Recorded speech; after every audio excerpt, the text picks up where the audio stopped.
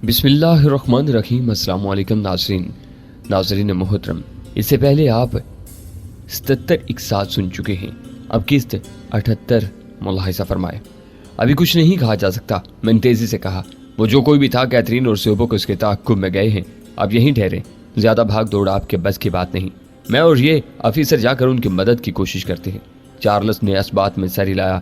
मैंने security officer को इशारा किया और हम दोनों गन्ने संभाले आगे रवाना हुए। दौड़ते हुए हम उस इमारत तक पहुंचे जिसकी तरफ पुलिस वाले ने इशारा किया था। मेन रोड के आसपास तो हमें वीरानी ही नजर आई थी, लेकिन अब चूंकि हम मेन रोड से कुछ दूर निकल आए थे, शायद इसलिए हमें एक जगह कुछ लोगों की शक्लें दिखाई दी। वो 2-3 की टोलियों की सूरत में कोने खुदरों में खड़े थे और वहशत ज़दा से नजरों से इधर उधर देख रहे थे। वो शायद उन्हीं इमारतों में रहते थे। सिक्योरिटी ऑफिसर भी मेरी तरह सादा लिबास में था। हमें गन्ने उठाए भागते देखकर वो लोग कुछ और परेशान हो गए, इधर उधर भागकर छुपने की कोशिश करने लगे। मैंने आवाज बुलंद तेजी से अंग्रेजी में कहा, घबराने की जरूरत नहीं, हम सरकारी लोग हैं। आपने एक मर्द और एक औरत को इधर कहीं जाते देखा है? उनमें से 3-4 अफराद हिचकिचाहट अमेज अंदाज में रुक गए। मैंने मुख्तसर उन्हें कैथरीन और शोबक के हुलिया बताने की कोशिश की। सिक्योरिटी ऑफिसर ने तुर्की में उन्हें मेरा मतलब समझाने में मेरी मदद की। तब उनमें से एक शख्स ने एक तरफ इशारा करते हुए बताया कि उन्होंने आंधी तूफान की तरह 2 अफराद को उधर जाते तो देखा था। उन्होंने चंद फायर भी किए थे, लेकिन वो देख नहीं सके थे कि उनके हुलिये क्या थे और शक्लें कैसी थीं। मेन रोड के आसपास तो ज्यादातर कमर्शियल इमारतें थीं, बीच में कुछ जगह खाली भी थीं और कुछ उन इमारतों की पार्किंग लॉट्स की वजह से कुशादगी नजर आ रही थी। लेकिन उनके अकब में जहां तक हम पहुंच चुके थे, वहां से कुछ आगे रहायशी मकानात का सिलसिला शुरू हो रहा था और वो खासी गुंजान आबादी नजर आ रही थी। जिस शख्स ने हमारी रहनुमाई की थी, उसने उन्हीं गलियों की तरफ इशारा किया था, लेकिन वो यकीन से नहीं बता सकता था कि उनमें से कौन किस गली में गया था। मुझे शोबक के बारे में तो नहीं, अलबत्ता कैथरीन के बारे में तजवीज़ थी। मेरे ख्याल में तो चार्ल्स ने ख्वामख्वाह ही फखरिया जज्बात से मगलूब होकर कैथरीन को उस ऑपरेशन में शामिल कर लिया था, वरना उसकी कोई खास जरूरत नहीं थी। हमान बिलाशुबा नहायत फुर्तीला और सफाक कातिल था। उसका अंदाजा मुझे चंद लम्हे पहले उस इमारत में पुलिस वाले की लाश पड़ी देख कर हुआ था। वो एक बुलंद इमारत थी और उसमें आमदोरफ्त का एक ही दरवाजा था। जिस वक्त कैथरीन, शोबक और दोनों पुलिस वाले उस इमारत तक पहुंचे होंगे तो उस वक्त तक हमान अंदर ही होगा। कैथरीन, शोबक और पुलिस वाले अब ऐसे गए गुजरे लोग भी नहीं थे। उनके बावजूद वो एक पुलिस वाले को छलनी करके साफ निकल गया था। उसका मतलब था कि उसका ताक़ुब भी खतरे से खाली नहीं था।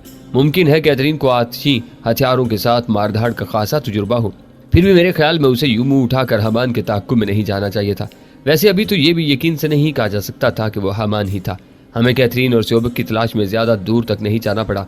अभी हम फैसला कर ही रहे थे हमें कौन सी गली में दाखिल होना चाहिए कि कैथरीन और शोबक हमें एक ही गली के मोड़ पर एक साथ नमूदार होते दिखाई दिए। उनकी राइफलें कंधों पर थीं और मुंह लटके हुए थे। उन्हें एक नजर देख कर ही अंदाजा हो रहा था कि वो मायूस वापस आ रहे थे। शोबक अपने हाथ में नीले से रंग के कुछ कपड़े उठाए हुए था। कैथरीन की डेनिम की जैकेट कंधे पर से फटी हुई थी, बाल बिखरे हुए थे, जीन्स मिट्टी में लिथड़ी हुई थी। शोबक का हाल कुछ ज्यादा खराब नजर नहीं आ रहा था। वो करीबन पहुंचे तब भी मैंने कुछ न पूछा, मुंतजिर अंदाज में खामोश खड़ा रहा। बिलाकर शोबक बोला, वो निकल गया। क्या वो हमान ही था? मैंने धीमे लहजे में पूछा। मैं उसकी शक्ल नहीं देख सका और अगर देख भी लेता तब भी यकीन से नहीं कह सकता था, क्योंकि मैंने उससे पहले भी कभी उसकी शक्ल नहीं देखी। लेकिन उसके बारे में जो किस्से सुने हैं और जिस तरह आज वो निकला है, उससे तो यही मालूम होता है कि वो हमान ही था। ये क्या उठाए ला रहे हो? मैंने उसके हाथ में मौजूद कपड़ों की तरफ इशारा किया जिन्हें वो कुछ उस तरह लटकाए हुए था जैसे धोबी के यहाँ ले जा रहा हो। ये लिफ्ट बॉय की वर्दी है, शोबक ने बताया। वो इस वर्दी में था, इसी की वजह से हम एक लम्हे के लिए धोखा खा गए और उसके लिए वो एक लम्हा ही काफी था। वो इस अहमक पुलिस वाले को उड़ा कर निकल गया जिसने इमारत में घुसने में कुछ ज्यादा ही उजरत दिखाई दी। फिर वो कुछ हसरत अमेज सी नजरों से यूनिफॉर्म को देखते हुए बोला, ये मुझे एक इमारत की छत पर पड़ा हुआ मिला। तभी मुझे अंदाजा हुआ कि वो निकल चुका है। इस यूनिफॉर्म के नीचे वो यकीनन दूसरे कपड़े पहने हुए होगा, तो अब इन्हें उठाए हुए क्यों आ रहे हो? उसकी जेबों में यकीनन कुछ नहीं होगा, लेकिन तसल्ली के लिए हाथ मार कर देख लो और एक तरफ फेंक दो। मैंने कहा, ये कपड़े अब हमें हमान का पता बताने से रहे। शोबक ने चलते चलते यूनिफॉर्म की जेबें खंगाली। हस्बे तवक्को उनमें कुछ नहीं था। वो बुश, कोट, टोपी और पतलून तीनों चीजें फेंकने लगा, लेकिन सिक्योरिटी ऑफिसर हाथ बढ़ाते हुए बोला, ये मुझे दे दीजिए, तफ्तीश में काम आएंगे। शोबक ने सवालिया नजरों से मेरी तरफ देखा। मैंने अपनी बेजारी छुपाने की कोशिश करते हुए कहा, दे दो भाई, लगता है यहाँ भी सरकारी महकमों को सांप निकल जाने के बाद लकीर पीटने का शौक है। हम वापस वहां पहुंचे जहां मैंने चार्ल्स को छोड़ा था। वो दीवार की आड़ में पुलिस वाले के पास बैठा था और रेडियो पर मुख्तलिफ लोगों को कुछ हदायत दे रहा था। अब वहां कुछ और लोग भी नजर आने लगे थे जो मुख्तलिफ कोनों खुदरों से सहमे अंदाज में झांक रहे थे। काफी लोगों को मालूम हो चुका था कि वहां कोई गड़बड़ थी। मैं जरा अंदर से इस इमारत को एक नजर देखना चाहता हूँ, मैंने कहा। کسی کو اندازہ ہے کہ حمان کون سی منزل پر موجود تھا؟ مجھے اندازہ ہے، کیتھرین بولی۔ جب تم کرین پر چڑھ کر ہک کی طرف ہاتھ بڑھا رہے تھے اور ہمیں اندازہ ہوا کہ تم پر فائرنگ ہو رہی ہے تو ہم نے دوربین سے ادھر ادھر کا جائزہ لیا۔ مجھے اندازہ ہوا کہ اس عمارت کی کھڑکی کے شیشے کے حق میں کوئی موجود تھا اور سب سے پہلے میں نے ہی اس پر فائرنگ کی تھی، جس کے بعد یہاں سے فائرنگ رک گئی تھی اور ہم بھاگ کر یہاں آئے تھے۔ ہم ٹوٹے ہوئے شیشوں کا دروازہ کھول کر اندر پہنچے۔ لابی میں پولیس والے کی لاش اسی طرح اوندھی پڑی تھی۔ ہم لفٹ کی طرف بڑھے تو سیڑھیوں کی آڑ میں مجھے ایک گٹھڑی سی پڑی دکھائی تھی۔ میں نے قریب جا کر دیکھا، وہ بھی ایک لاش تھی۔ وہ سادہ لباس میں ایک سیکیورٹی آفیسر تھا جسے محض احتیاطاً اس عمارت کے دروازے پر تعینات کیا گیا تھا، ورنہ اس عمارت کو تو ان عمارتوں میں شمار ہی نہیں کیا گیا تھا۔ یہاں سے کسی کارروائی کا اندیشہ تھا۔ اس آفیسر کی گردن میں تانبے کا ایک باریک سا تار پیوست تھا۔ اس کی بے نور آنکھیں حلقوں سے ابل آئی تھیں۔ اس کی لاش کو یقیناً دروازے کے قریب سے کھینچ کر سیڑھیوں کی آڑ میں ڈالا گیا تھا۔ اس آفیسر کے پاس غالباً صرف ایک پسٹل موجود تھا جو اس وقت بھی اس کے قریب ہی پڑا تھا۔ البتہ باوردی پولیس والے کے قریب ایک اوزی گن پڑی تھی جو یقیناً اس کی نہیں تھی۔ وہاں موجود 50 لوگوں میں سے کسی کے پاس اوزی نہیں تھی۔ وہ یقیناً حمان کی تھی جسے وہ فرار ہوتے وقت وہیں پھینک گیا تھا۔ متاسفانہ سی کیفیت میں ہم لوگ لفٹ کے ذریعے 5ویں منزل پر پہنچے۔ ہمیں وہ کھڑکی تلاش نہیں کرنا پڑی جس کے پیچھے ہمارے اندازوں کے مطابق حمان موجود رہا ہوگا۔ لفٹ سے نکلتے ہی ہمیں وہ بڑی سی کھڑکی نظر آئی۔ اس کے تمام شیشے ٹوٹے ہوئے تھے۔ وہ در حقیقت راہداری کی کھڑکی تھی۔ اس وقت اس کے راستے ہوا فرافر اندر آ رہی تھی۔ مزید ثبوت ہمیں کھڑکی کے قریب پہنچ کر مل گیا۔ شیشوں کے ٹکڑوں کے قریب ہی ایک ٹیلیسکوپ رائفل اور کیلکولیٹر سے مشابہ تقریباً 1 بالشت لمبا اور 4 اینگل چوڑا ایک ڈبہ سا پڑا تھا۔ اس ٹیلیسکوپ رائفل سے حمان نے مجھ پر فائر کیے ہوں گے۔ یہ محض میری خوش قسمتی تھی کہ میں بال بچ گیا تھا۔ حمان کی دلیری اور خود اعتمادی قابل رشک تھی کہ جس چیز کی ضرورت جہاں ختم ہوتی نظر آتی تھی اسے وہیں پھینک گیا تھا۔ ٹیلیسکوپ رائفل اس نے یہاں صرف دور کی فائرنگ کے لیے رکھی ہوگی۔ یہاں سے ہٹتے وقت وہ اسے یہیں چھوڑ گیا تھا۔ نیچے پولیس والے کو اوزی سے چھلنی کرنے کے بعد چونکہ اسے صرف نکل بھاگنے سے دلچسپی رہ گئی تھی اور کسی سے مقابلہ نہیں کرنا چاہتا تھا، اس لیے اسے وہیں پھینک گیا تھا، حالانکہ اسے معلوم تھا کہ اس کا ٹکراؤ مسلح لوگوں سے تھا۔ تھوڑی دیر ہم وہاں کھڑے رہے۔ اس کے بعد چارلس نے مختلف رسمی کارروائیاں پوری کی، کچھ خاص لوگوں کو ہدایات دیں۔ بیشتر لوگ وہاں سے رخصت ہو گئے اور چند منٹ بعد ماحول اسی طرح معمول پر آ گیا جیسے وہاں کچھ ہوا ہی نہیں تھا۔ چارلس نے مجھے سیوبک کو اور کیتھرین کو سیدھا گھر جانے کی ہدایت کی۔ اس نے زور دے کر خاص طور پر کہا تھا کہ ہم ادھر ادھر کہیں اور جانے کی ہرگز کوشش نہ کریں۔ اسے خود نہ جانے کہاں سفیر کے پاس پہنچنا تھا جس کی طرف سے اسے ریڈیو پر پیغام ملا تھا۔ وہی مرسیڈیز ہمیں لے جانے کے لیے آ گئی تھی جس میں ہم سیوبک کے گاؤں گئے تھے۔ گھر پہنچ کر میں لباس تبدیل کر کے اور تازہ دم ہو کر بیٹھا ہی تھا کہ کیتھرین ایک بار پھر رازدارانہ سے انداز میں میرے کمرے میں آ گئی۔ دروازہ بند کر کے اس نے خود ہی مقفل کر دیا اور میں قریب ہی ایک آرام دہ کرسی پر نیم دراز ہوتے ہوئے بغیر کسی تمہید کے نیچی آواز میں بولی، تم ایک عجیب ہی آدمی ہو، معلوم نہیں کیوں مجھ سے آن ٹکرائے ہو۔ اس میں میرے ارادے کو قطعاً دخل نہیں تھا۔ میں نے سنجیدگی سے کہا، ویسے بائی دا وے اب مجھ سے کیا خطا ہو گئی ہے؟ اب جو بات بھی میرے ذہن میں بوجھ بن رہی ہے وہ میں تمہیں بتائے بغیر نہیں رہ سکتی۔ اب اس میں میرا کیا قصور؟ میں نے بے بسی سے کہا، بہرحال تمہارے تازہ ترین بوجھ کی نوعیت کیا ہے؟ اس کا تعلق تمہاری ذات سے ہی ہے۔ وہ ترچھی نظروں سے میری طرف دیکھتی ہوئی بولی، ویسے اب اس کا تذکرہ کرنے کا کوئی فائدہ تو نہیں ہے، پھر بھی میں نے مناسب سمجھا کہ تمہیں آگاہ کر دیا جائے، شاید اس سے آگاہ رہنا آئندہ تمہارے لیے مفید ثابت ہو۔ جب تم کرین پر لٹکے ہوئے تھے تو تم پر سائلنسر لگی رائفل سے فائر ہوا تھا اور خدا کا شکر ہے کہ گولی تمہیں نہیں لگی تھی۔ اس کے باوجود مجھے اندازہ ہو گیا تھا کہ تم پر گولی چلائی گئی ہے اور فوراً ہی میں نے یہ بھی دیکھ لیا تھا کہ گولی کس عمارت کی کھڑکی سے چلائی گئی ہے۔ حالانکہ مجھے ان معاملات میں اپنے بارے میں زیادہ خوش فہمی نہیں ہے۔ یہ ٹھیک ہے کہ میں کوئی عام لڑکی نہیں ہوں، لیکن میرا خیال ہے میں تمہاری یا سیوبک کی برابری نہیں کر سکتی۔ اس کے باوجود سیوبک نے اس وقت ہم سب کو مس گائیڈ کرنے کی کوشش کی۔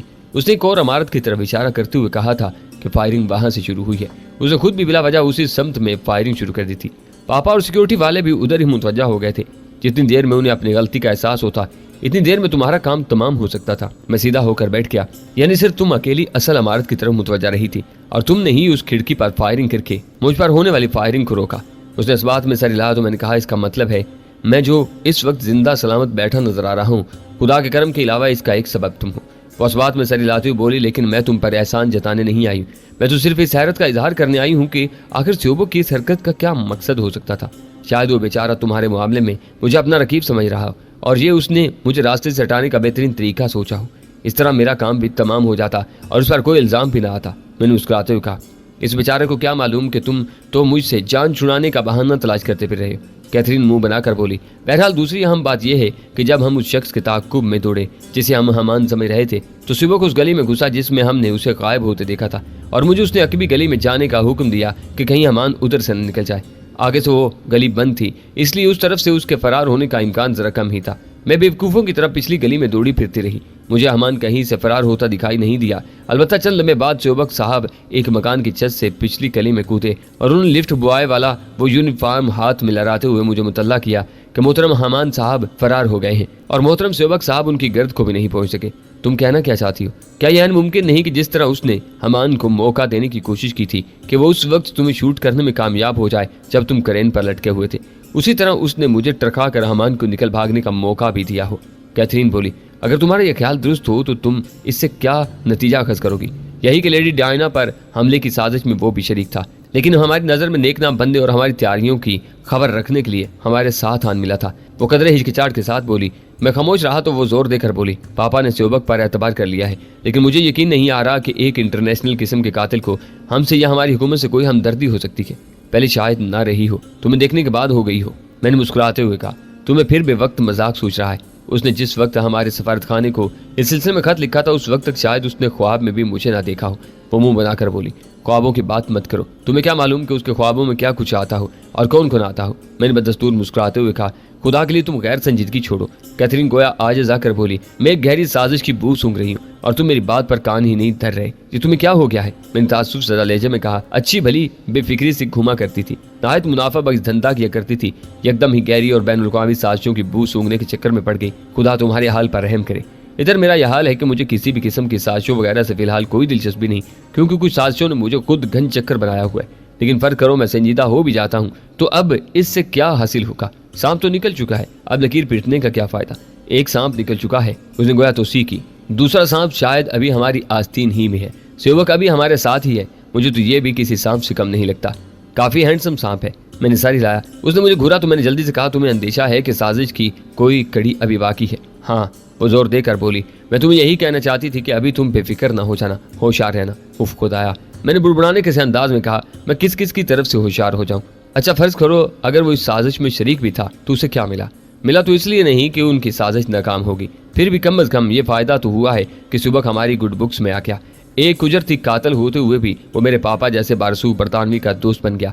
अगर साजिश कामयाब हो जाती तब भी वो हमारी गुड बुक्स में ही रहता। तुम्हारे ज़हन में ये ख्याल क्यों बैठ गया है? मैंने पूछा। इन दो बातों की वजह से जो मैंने तुम्हें बताई है, एक तो सेवक का तुम्हें मरवाने की कोशिश करना, फिर मशकूक अंदाज में आकर हमें हमान के फरार की खबर सुनाना। कैथरीन पुरएतमाद लहजे में बोली।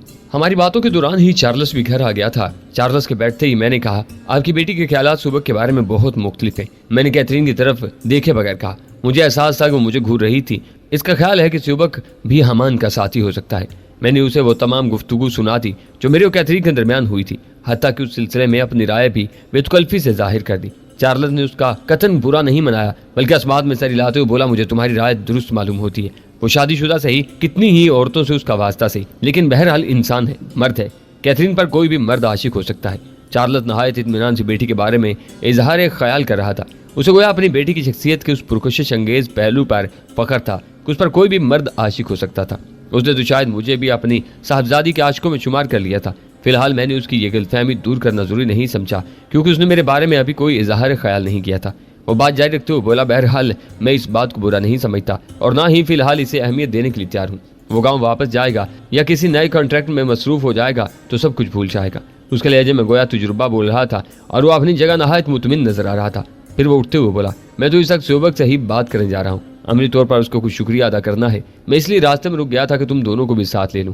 मैं उसके साथ जाना नहीं चाहता था, लेकिन न जाने क्यों चार्ल्स मुझे साथ ले जाने पर तुला हुआ था। कैथरीन भी साथ जाने की कुछ ऐसी ज्यादा ख्वाहिशमंद मालूम नहीं होती थी, लेकिन हम दोनों ही को जाना पड़ा। हम दुम चल्लों की तरह उसके साथ हो लिए। चार्ल्स की दस्तक के जवाब में सोबक ने आंखें मलते हुए दरवाजा खोला। गोया वो सोते से उठाओ। कैथरीन ने यूं मेरी तरफ देखा जैसे आंखों ही आंखों में कह रही हो, जरा देखो तो खबीस कैसी एक्टिंग कर रहा है। चार्ल्स ने उससे मुआज़त की कि वो इसके आराम में मुखल हुआ था।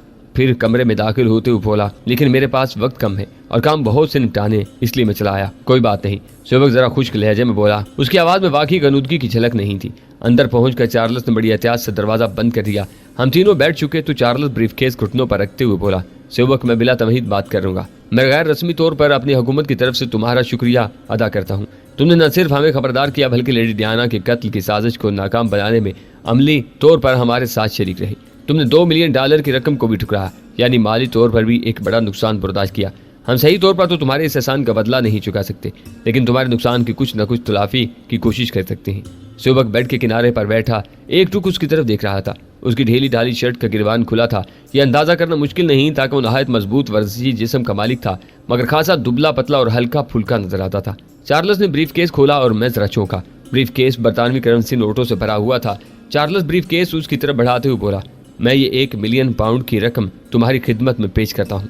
सुबक के चेहरे पर कोई तासुर न उभरा और ना ही उसने ब्रीफ केस लेने के लिए हाथ बढ़ाया। एक लम्हे के लिए कमरे में गहरा सुकूत छा गया।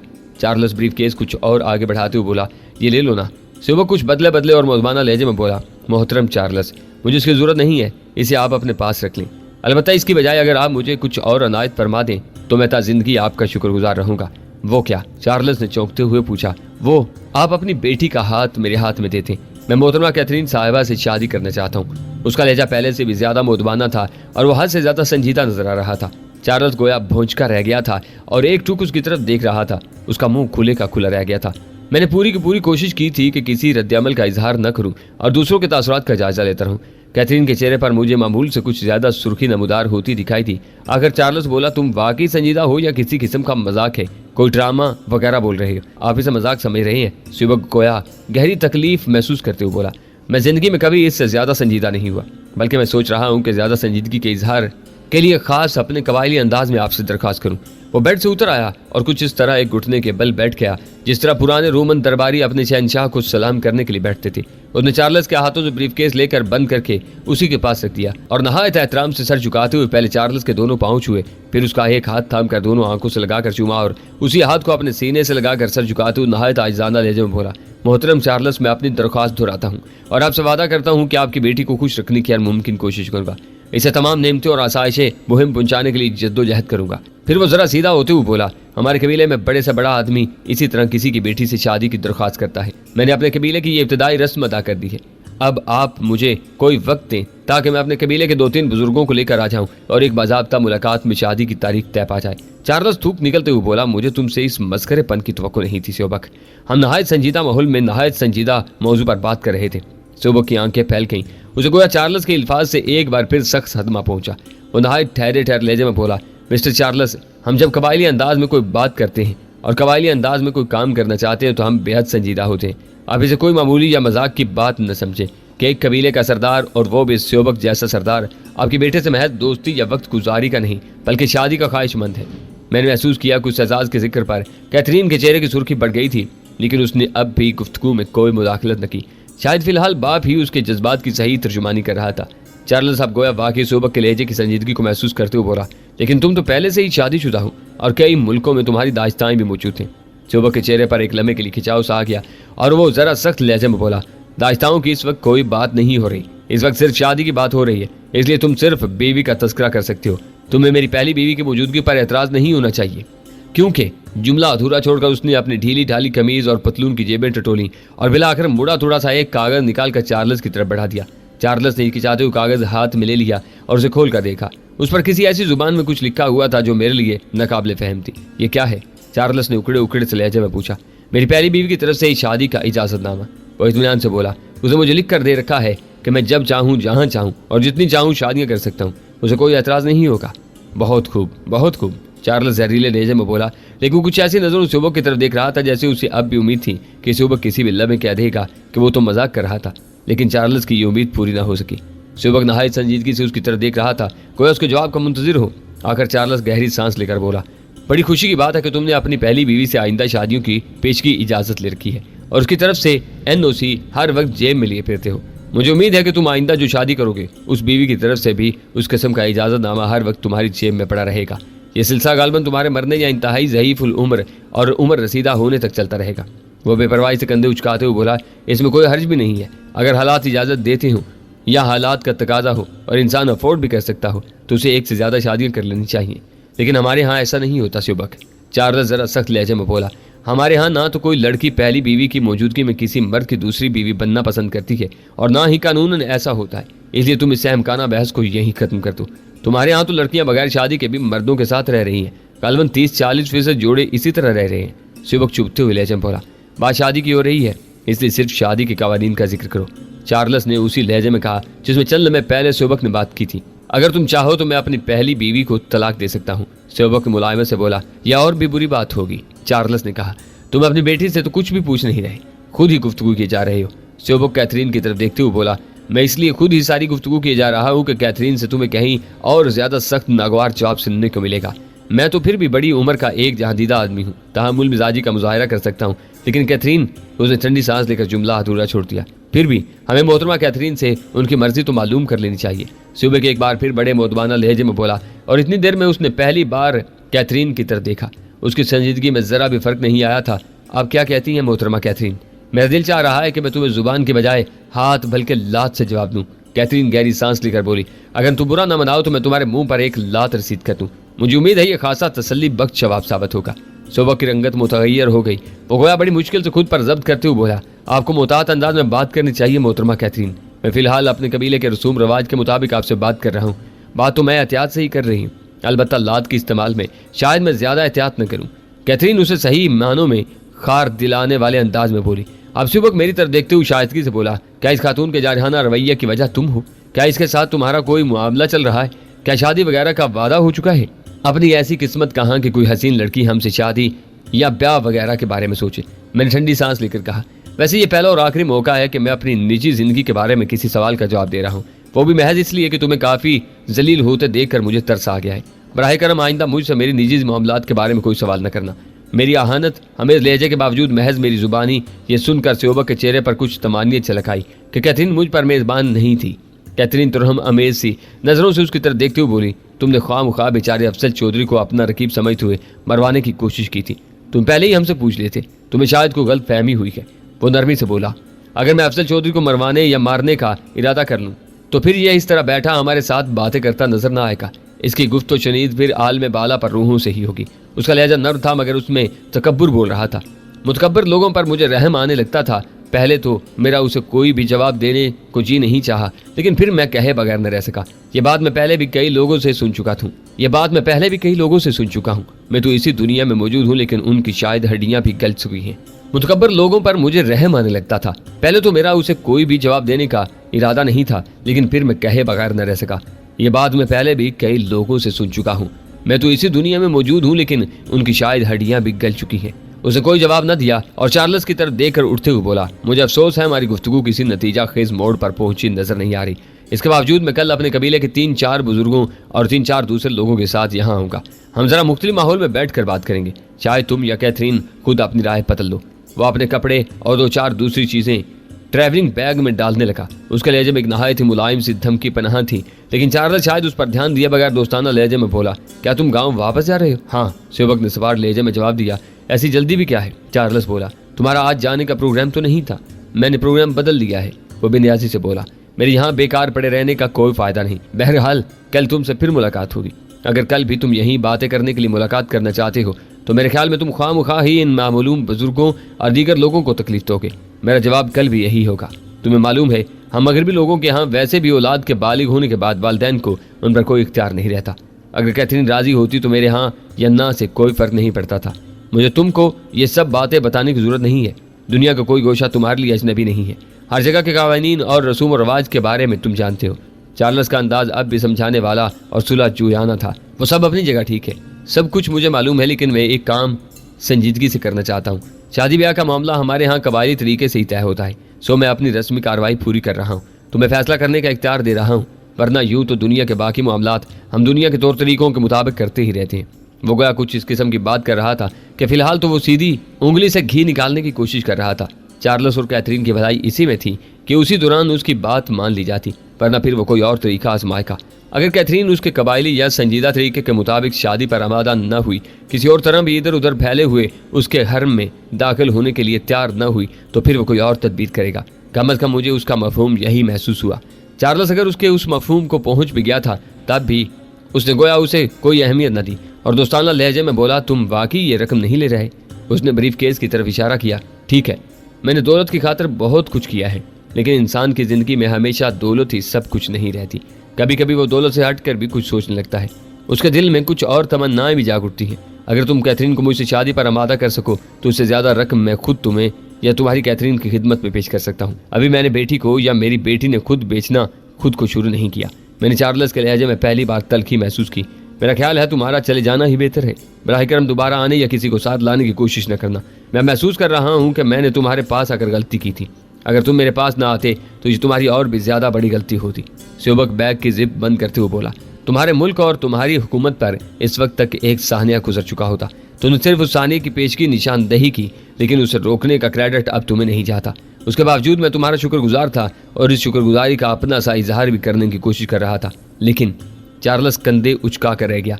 ताहम उस मरहले पर भी वो अपनी वफादारी का इजहार किए बगैर न रह सका। स्योबक बैग उठाकर दरवाजे की तरफ बढ़ा तो चार्ल्स बोला, एक मिनट ठहरो, मैं इंटरकॉम पर ड्राइवर से कह देता हूँ, वो तुम्हें छोड़ आएगा।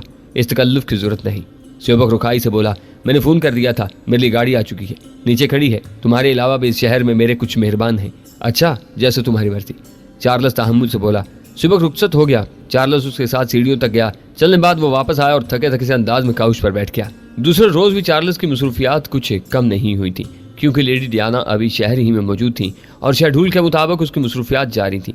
ताहम चार्ल्स शाम से पहले वापस आ गया था और हमारे साथ चाय पी रहा था। वह अब खासा मुतमईन और फारिग सा दिखाई देता था। हम ऊपर की मंजिल के डाइनिंग रूम में ही थे। दफातन इंटरकॉम का बुजर बजा। बटलर वहीं मौजूद था। उसने इंटरकॉम पर बात की। चलने में बात करने के बाद बटलर चार्ल्स की तरफ मुड़ते हुए बोला, सर, गेट हाउस से सिक्योरिटी गार्ड बोल रहा है। कह रहा है 2 कबायली आदमी आए हैं। उनका कहना है कि वो स्योबक का कोई जरूरी पैगाम लाए हैं और जल्द अज जल्द आपसे मिलना चाहते हैं। सिक्योरिटी गार्ड पूछ रहा है उन्हें अंदर आने दिया जाए, यहाँ गेट पर ही जाकर आप उनसे मिलेंगे। चार्ल्स चाय छोड़कर उठ खड़ा हुआ और बिला तामुल बोला, मैं गेट पर ही आकर उनसे बात करूंगा। उसने मुझे या कैथरीन को साथ चलने के लिए नहीं कहा था, लेकिन हम खुद ही उठकर उसके पीछे चल दिए। नीचे का बुलंदोबाला आहनी मेन गेट इलेक्ट्रॉनिक सिस्टम से खुलता था। उसके साथ ही अंदर की तरफ छोटा सा गेट हाउस बना हुआ था। बावर्दी सिक्योरिटी गार्ड उसी में खड़ा था। चार्ल्स का इशारा पाकर उसने बटन दबाकर गेट खोला। हम चाहते तो गेट हाउस की छोटी सी खिड़की से झांक कर भी बाहर देख सकते थे, लेकिन चार्ल्स ने इतनी एहतियात की जरूरत महसूस नहीं की थी। गेट खुला तो सामने ही एक नई लेकिन गर्दो गुबार में बुरी तरह अटी हुई एक बड़ी और एयर कंडीशन डॉज पिकअप खड़ी दिखाई दी। करीब ही 2 कबायली खड़े कुछ परेशान से इधर उधर देख रहे थे। वो वैसे ही लिबास में थे जैसा मैंने स्योबक के गांव में अक्सर मर्दों को पहने देखा था। सरों पर वही फूली फूली सी टोपियां थीं। उनमें से एक अधेड़ उम्र और भारी भरकम था, जबकि दूसरा नौजवान और शरीरे जिस्म का था। उनके तासरात कुछ ऐसे ही थे जैसे बेचारे सीधे साधे देहाती शहर आकर परेशानी उठाते हुए किसी एड्रेस पर पहुंचे। आप मोहतरम चार्ल्स हैं? अधेड़ उम्र ने टूटी फूटी अंग्रेजी में कहा। हम मोहतरम चार्ल्स के अलावा किसी से बात नहीं करना चाहते। मैं ही चार्ल्स हूँ भाई, मसला क्या है? मैं इस दौरान पिकअप का जायजा ले चुका था। वो बड़ी कैब और 5 सीटों वाली मजबूत पिकअप थी जो नाहमवार और पहाड़ी रास्तों पर बार बर्दारी सफर के लिए अच्छी समझी जाती है। उसमें कोई और शख्स बैठा नजर नहीं आ रहा था। अधेड़ उम्र कबायली ने अपने लंबे से चुगे में हाथ डालकर मुड़ा तुड़ा सा एक पर्चा निकाला और चार्ल्स को थमा दिया। मैं और कैथरीन कुछ आगे बढ़ आए। बाल पॉइंट से गालबन खासी उजलत में अंग्रेजी में पैगाम तहरीर किया गया था। चार्ल्स इसी आवाज में पढ़ने लगा, मोहतरम चार्ल्स, मुझे अफसोस है कि मेरी आपके पास से रवानगी कुछ ज्यादा खुशगवार हालात में नहीं हुई थी। मैं हस्बे प्रोग्राम 3 बुजुर्गों को साथ लेकर आपसे मुलाकात के लिए रवाना हुआ था, लेकिन फिर मुझे एहसास हुआ कि इस तरह के मामला जबरदस्ती तय नहीं किए जाते। मैं शायद बुजुर्गों के साथ रास्ते ही में से वापस लौट जाता, लेकिन उसी सफर के दौरान एक जगह मुझे हमान की मौजूदगी के शवाहिद मिले हैं। कुछ खास लोगों की जुबानी उड़ती उड़ती सी खबरें भी मिली हैं कि वो जंगल में छुपा बैठा है। मैं उसकी घात में चुप कर बैठ गया हूँ। मेरे ख्याल में ये मामला ज्यादा अहम है, हमें इसको अधूरा नहीं छोड़ना चाहिए। ये मेरे लिए अना का सवाल है, आपके लिए भी होना चाहिए। हमान की अना को भी ठेस पहुंची है। वो आइंदा किसी भी वक्त हम सब के लिए खतरा साबित हो सकता है। अगर मौका मिल रहा हो तो हमें लगे हाथों इस मामले को निपटा ही देना चाहिए। मेरे साथ कोई खास काम का आदमी नहीं है और मेरे आदमी इस किस्म के कामों में कुछ ज्यादा माहिर भी नहीं है। मेरा ख्याल है हमान के साथ भी कुछ आदमी हैं। अगर सिर्फ आप मिस्टर चौधरी और कैथरीन मेरी मदद के लिए पहुंच जाएं तो काफी होगा।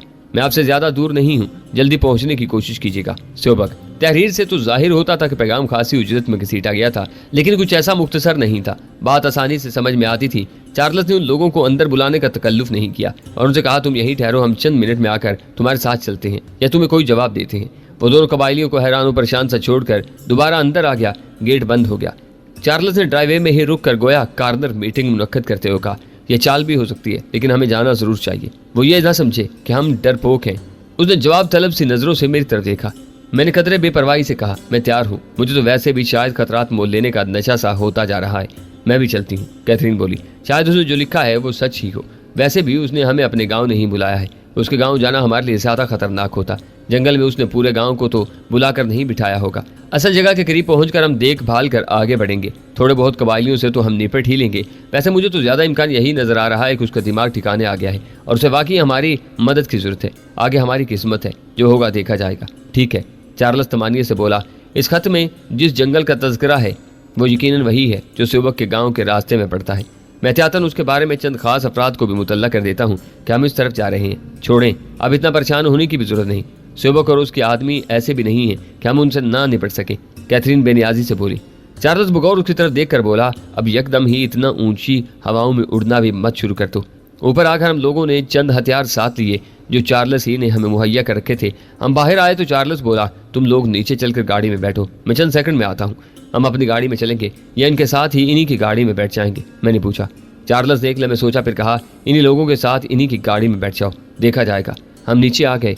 वो कबायली बाहर गाड़ी के पास ही खड़े थे। हमारे पास हथियार देखकर उन्होंने किसी रद्द-ए-अमल का इजहार नहीं किया। उनके पास बज़ाहिर कोई हथियार नहीं था। हम गाड़ी में कैब की पिछली बड़ी सीट पर बैठ गए। मुझ गाड़ी में भी कोई हथियार नजर नहीं आया। इतना गैर मशकूक नजर आना भी मुझे कुछ मशकूक ही लग रहा था। नौजवान कबायली ने ड्राइविंग सीट संभाल ली और अधेड़ उम्र उसके बराबर बैठ गया। कुछ देर बाद चार्ल्स भी आ गया और गाड़ी यूटर्न लेकर तेज रफ्तारी से रवाना होगी। रास्ते में चार्ल्स ने अधेड़ उम्र कबायली से पूछा, स्योबक क्या जंगल में अकेला है? नहीं, 2 आदमी उसके साथ हैं, लेकिन वो काफी बूढ़े हैं। अधेड़ उम्र ने टूटी फूटी अंग्रेजी में जवाब दिया। वो जंगल में क्या कर रहे हैं? चार्ल्स ने पूछा। जंगल में एक जगह एक कुआं है, उसके करीब एक कैबिन बना हुआ है, काफी पुराना मालूम होता है। वहाँ कुछ लोगों की मौजूदगी के आसार नजर आ रहे हैं। स्योबक को किसी की झलक नजर आई थी, तब से वो उन दोनों बुजुर्गों को वहीं लिए छुपा बैठा है। उन्होंने मोबाइल फोन पर किसी से बात भी की है। हम लोग उस इलाके के चप्पे चप्पे से वाकिफ हैं, लेकिन जंगल में वो कुआं और कैबिन देखकर हमें भी हैरत हुई। हमने उससे पहले वो दोनों चीजें वहां नहीं देखी, हालांकि वो नई भी नहीं है। कुआं और कैबिन दोनों बरसों पुराने मालूम होते हैं। अधेड़ उम्र ने अटक अटक कर ये बातें बताई। स्योबक और उसके बुजुर्ग साथियों के पास कुछ असला वगैरह मौजूद है? चार्ल्स ने दरियाफ्त किया। अधेड़ उम्र ने इस बात में सर हिलाया और कहा, मौजर और टीटी पिस्तौल हमारे पास भी है, लेकिन सरदार ने अभी तक हमें कुछ खरीदने का हुक्म नहीं दिया। उन्हें शायद आपका इंतजार है। शहरी हदूद से निकलने के बाद तो छोटे से ट्रक से मुशाबा वो पिकअप तूफानी रफ्तार से दौड़ने लगी और 20 किलोमीटर का फासला उसने बहुत ही कम वक्त में तय कर लिया। इस दौरान मैंने कई बार गर्दन घुमाकर पीछे देखा। इक्का दुक्का गाड़ियां नजर आईं, लेकिन किसी पर मुझे यह शुबा न हो सका कि वो हमारा ताक़ुब कर रही थी। आखिरकार वो जंगल नजर आ ही गया जो हमने उससे पहले भी स्योबक के गाँव जाते वक्त दूर दूर से देखा था। जंगल हाईवे से बहुत हट कर था। पिकअप कच्चे में उतर गई और नाहमवार मैदानी इलाके में हचकोले खाती जंगल की तरफ बढ़ने लगी। जिस तरफ से हम जंगल के करीब पहुंचे उस तरफ दरख्त गुंजान नहीं थे, लेकिन पिकअप उस तरफ से जंगल में दाखिल नहीं हुई, बल्कि दरख्तों के करीब से गुजरती हुई आगे बढ़ती गई। काफी तवील चक्कर काट कर आखिर हम जंगल के उस तरफ आन पहुंचे जिधर से हाईवे नजर नहीं आता था। उस तरफ से पिकअप जंगल में दाखिल हुई और वह मुश्किल 1 फरलांग का फासला तय करने के बाद रुक गई, क्योंकि आगे दरख्त भी गुंजान थे और रास्ता भी नहायत हमवार था। वो पहाड़ी सा इलाका मालूम होता था जिसे जंगल ने ढांप रखा था। जगह जगह मिट्टी के बड़े बड़े तोदे नजर आ रहे थे। नौजवान ने इंजन का स्विच बंद करते हुए कहा, यहाँ से हमें पैदल आगे चलना होगा। उसने पिकअप दरख्तों के झुंड में एक ऐसे मकाम पर रोकी थी जहाँ वो तकरीबन गैरेज ही की तरह महफूज थी।